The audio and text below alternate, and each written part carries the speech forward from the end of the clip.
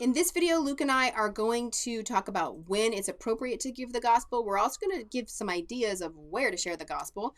And we're going to talk about handing out tracts, good starters and good things to say in order to start that either conversation or just a little quick way to hand off a tract and move on. And we're going to give some tips and resources as well to conclude the video. So when is it a good time to give the gospel? It takes priority over many situations. As long as you're not being rude about it and just inserting yourself in every situation possible. Yeah, you definitely don't want to be rude about it, but you got to make sure that you're not being tricked by fear. Galatians 5:6 and 17 says, "For the flesh desires what is against the spirit, and the spirit desires what is against the flesh. These are opposed to each other, so there's a war." And I speak from experience.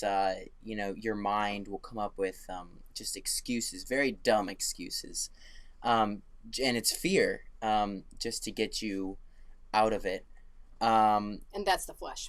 Right. Yeah, that's you having a war with the flesh. So, a really good example of when not to give the gospel is, let's say that there was a teacher teaching and you're at the back of the class. You don't need to be at the back of the class giving the gospel. That's very rude.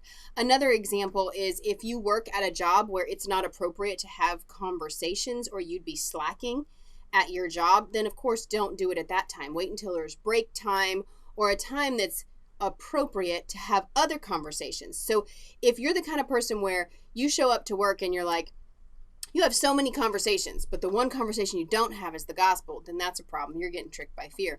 But if you have the kind of job where it's not conducive to talk, well, then that's a different thing. You have to find another way or another place. Okay, so now for some ideas of where to give the gospel. Yeah, at school, college, great place to hand out tracts or engage in a conversation. Um, if you go to a restaurant, leave a tract as a tip. Make sure it's not only the tract. You want to be a good testimony. Give them a good tip along with that. And then also, if some workers came to, renovate your house or whatever, great place to talk with them because they're, stuck at your house for a little bit. So. Another good idea is letters. If you are a letter kind of person and you like putting things on paper even more than saying it out in the air, you can certainly go and get maybe all the addresses. This might take a bit of time, bit of a commitment.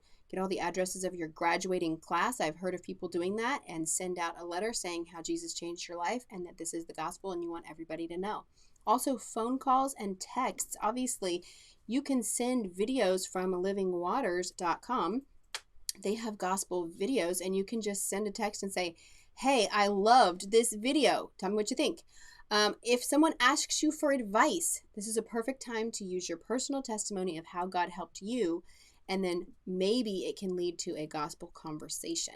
We've already mentioned in other videos, work. Obviously, make sure it's an appropriate time. Car rides, bus rides. Great place to talk with whoever's in the car with you. And then streets, great place for handing out tracts or talking with some people or open air preaching. You can do all of that on streets. Okay, and then church. That might be surprising, but believe it or not, there's a lot of non-Christians that come to church.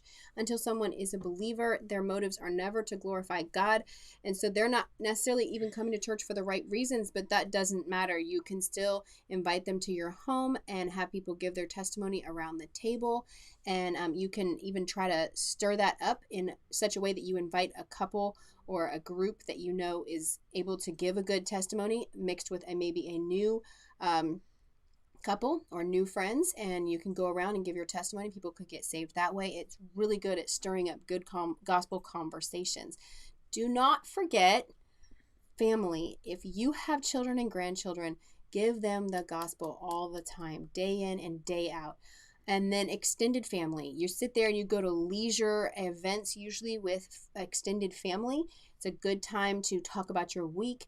If someone says, hey, how was your week?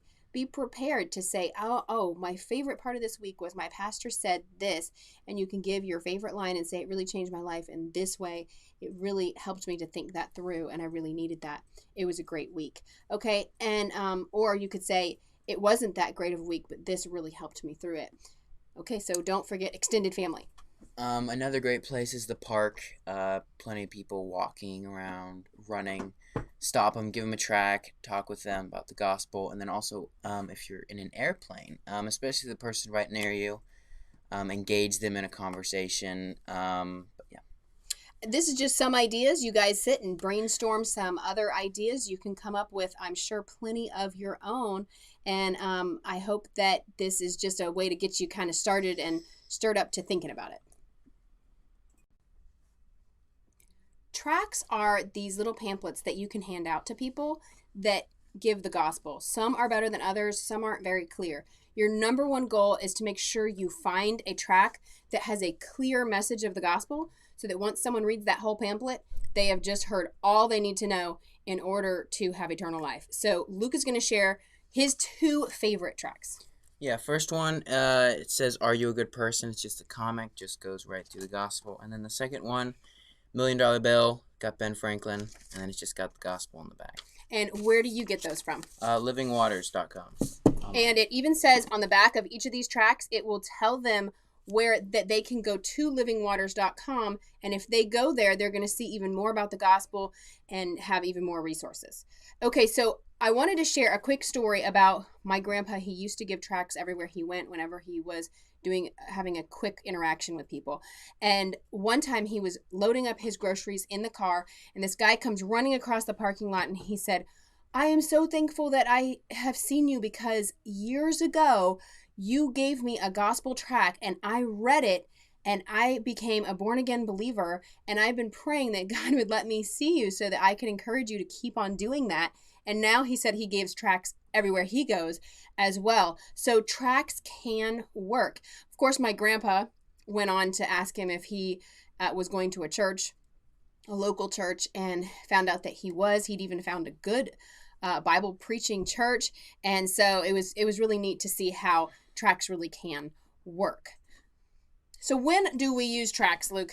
What are they for? Yeah, so just whenever you have quick interactions, if you don't have time to give the full gospel presentation, just a quick tract can plant a seed. It can mean a lot. So, or when you can tell that the other person is in a hurry and they're Right. not going to want to engage you in like a 10-minute, 15-minute discussion Right. of the gospel.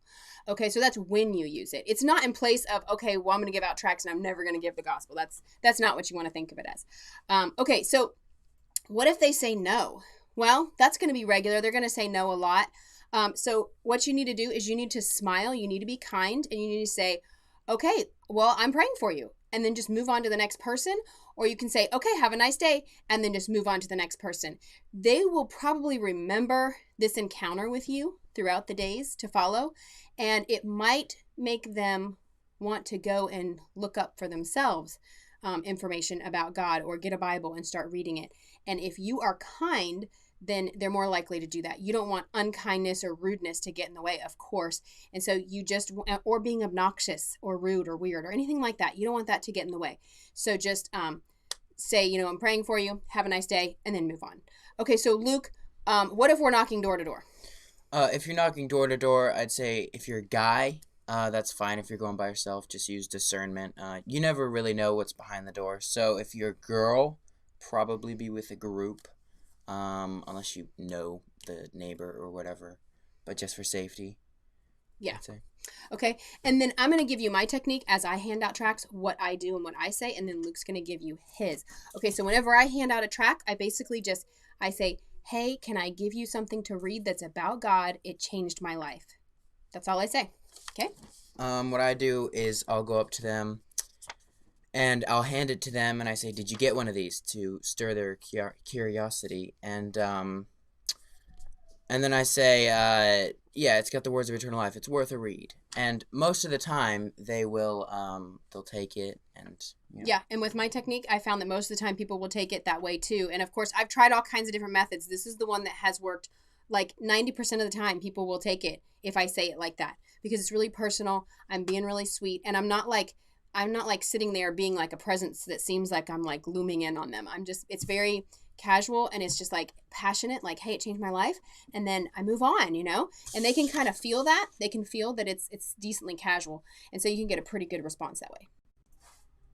Okay, so to end this video, we want to leave you with a couple of resources that we have found very helpful. Number one, if you look at your screen, you can watch Ray Comfort videos on YouTube. It's called Living Waters. And then also they have livingwaters.com, and you can go there. They have all kinds of resources. Like we've already mentioned, they have tracts. They also have these little Gospel of Johns.